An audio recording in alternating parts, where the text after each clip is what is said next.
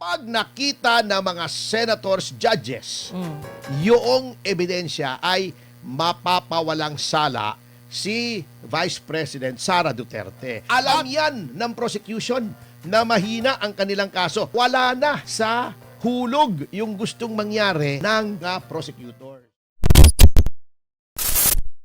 Yes, maaring ganun yun. Pwede yun. Protection yun. Pwede yun. Kaya nga, titignan yung konteksto, Opo. di ba?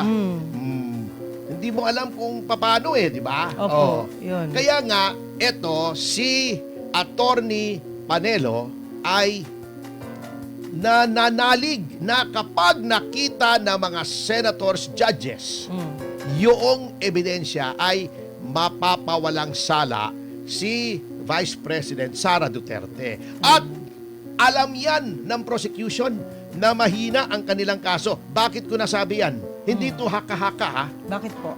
Hindi to haka-haka burn in love. Haka-haka burn in love. Alam niyo yun? Elvis Presley yun. Elvis Presley yun. Okay. Ito po kasi ay unang-una, number one. Okay. Unang-una na, number one pa. No? Ang translation no? Ayos yun Okay. Oh, happy 1.1K Wow! live viewers! Thank Maraming you! salamat, mga Thank you, kasama. guys! Oo, anyway, mabalik tayo rin sa topic. Bakit? Unang-una, humingi sila ng karapatan o privilege na magbigay ng mga surprise witnesses.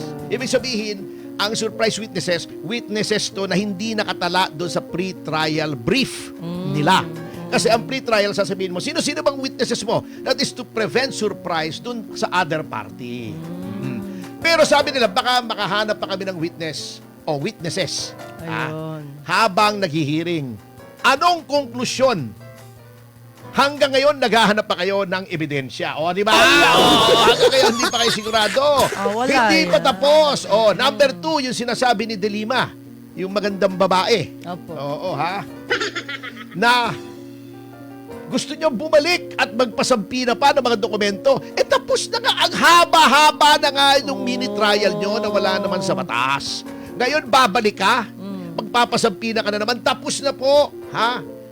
Madam De Lima, kahit itanong nyo pa kay Jonel, tapos na yung oras para kayo ay magsampi na. Final nyo na eh! Ngayon pa ba kayo magsasampi na? Ano ba naman yan? Wala nang katapusan yan. Kung gusto nyo, iurong nyo, magpa-impeach ulit kayo. Hindi nyo naman kaya. Kasi panibagong diskartihan na naman yan. Panibagong maleta na naman yan, ha? Di ba? Kaya ayaw na ayaw niya. It's now or never dito eh. Bukod sa wala na kayong oras, magti-2028 na. Ha? Wala na, ubus na. Yung pang-diskarte, ha? Kung alam nyo, ibig naming sabihin. Okay. Yun ang mga indikasyon. Na talagang wala na sa hulog yung gustong mangyari ng mga prosecutors. Bukod sa wala rin sa hulog ang pagmumukha ng iba sa kanila. Mukhang nahulog nga eh. Mukhang nahulog at nauna yung mukha ng iba. Hindi ko nasasabihin, hindi ko sinasabing sinuwistro, ha? Wala akong sinasabing gano'n, ha? Wala. Hindi ko sinasabing si Kapunan, ha? Wala akong sinasabing yun, ha? Kayo, ha? Hindi ko sinasabing si Dilima, ha? Wala akong sinasabing si Dilima yun, ha? Baka magalit na naman kayo sa akin. Yun ang problema. Mahina ang ebidensya. Kaya, Manang Juvie, alam mo kung anong pinipilit nilang gawin. Ano po? Pinipilit nila na dahil daw nakakulong si Jinggoy Estrada at dahil daw nagtatago si Senator De La Rosa, yung 16 daw na nakalagay sa saligang batas, hindi na daw 16 yun, 15 na. Baka pwede pa daw 14. Yung 2/3.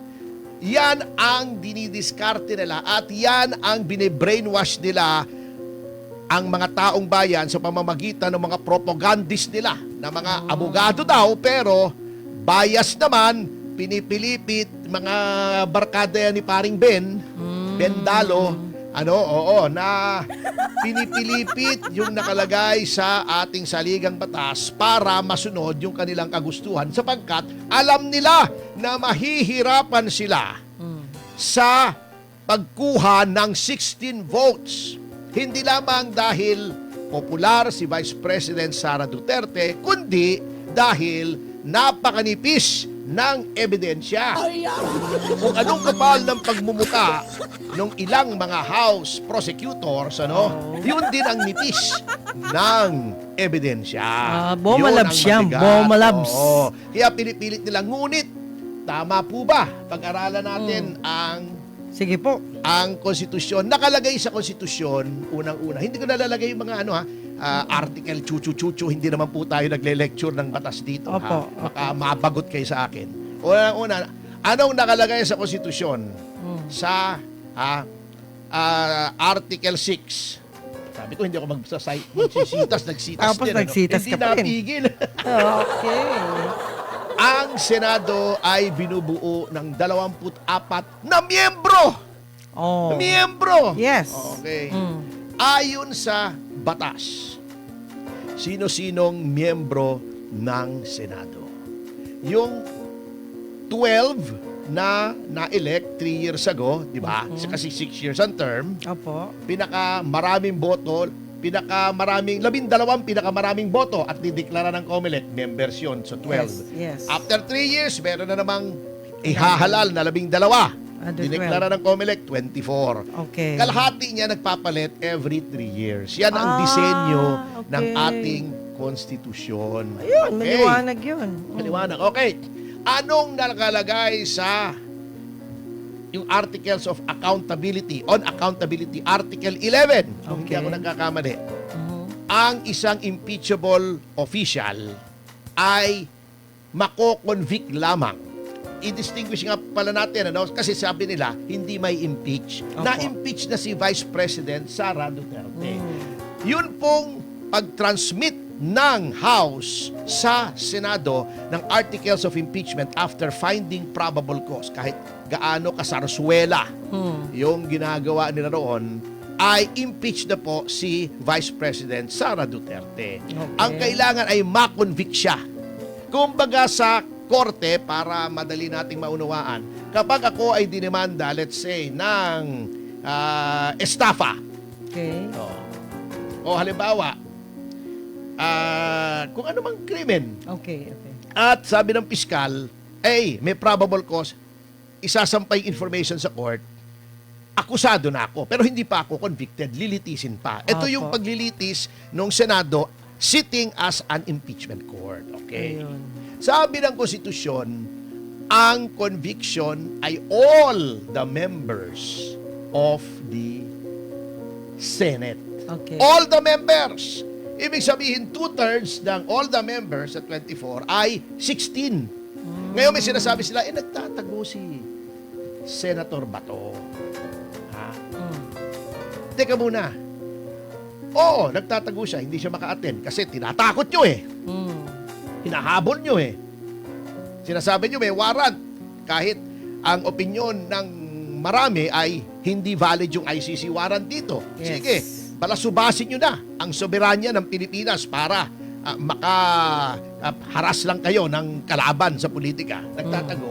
Siya ba ay hindi na miyembro ng Senado? Miyembro pa rin. Miyembro! Si Jinggoy ba ikinulong dahil sa kasong plunder? By the way, bilib po tayo, saludo tayo. Oo, Kay Jinggoy may Estrada. dignidad yan, kahit Hindi paano. nagpatakot, hindi Yes. nagpatinag, hindi umatras. Tama. Alam nyo, lalong lumaki ang paghanga ko kay Jinggoy Jinggoy Estrada. Estrada. Anyway, babalik tayo sa diskusyon. Okay. Okay, sinabi na, suspendido. Kapag ikaw ay suspendido, hindi mo magawa yung mga katungkulan mo bilang senador. Ikaw ba itanggal sa pagkasenador? Hindi. Edi 24 pa rin ang member. Yes, 16 oo. pa rin. Iyon. Okay. Oy, happy 1.5 1.5 thousand Hi. live viewers sa DZAR YouTube channel. Iyon. Okay, maraming salamat Thank po you, sa inyo. guys. Anyway, okay. Di ba? Ilan pa rin ang membro? 24. Okay. May namatay ba? Wala. Oo, although may mga senador na gusto ng mga ibang tao mamatay na, wag naman po. Wag naman, oh, wag naman. Kahit busit na kayo Bad sa pagbubuka, halimbawa ni Lacson, wag nyo namang naisi na mamatay. Oh, Hindi wag. po tama yun. Bad yun. Wag. Busit na kayo sa pagbubuka ni Rizzo Ontiveros, wag nyo namang naisi Wow. mamatay. Wag Bad po. yun. Hindi po Sige, tama sige. yun. Hindi po mga Kristiyano yun. Anyway, Opo. bumalik na tayo rito sa ating diskusyon. Ano? Okay. Oo. Sige, di 24, Oh. 16 pa rin. Ang kailangan. Oo, kahit Oh. absent. Okay. Ang magkakaroon lang ng bakante ay kung may mamatay, ha? O ma-expel, Yan. o ma-disqualify. Yan. Pero malabong mangyari, halimbawa si Senator Jinggoy, kung siya ay mahahatulan by final judgment, ha? Pinal Oh.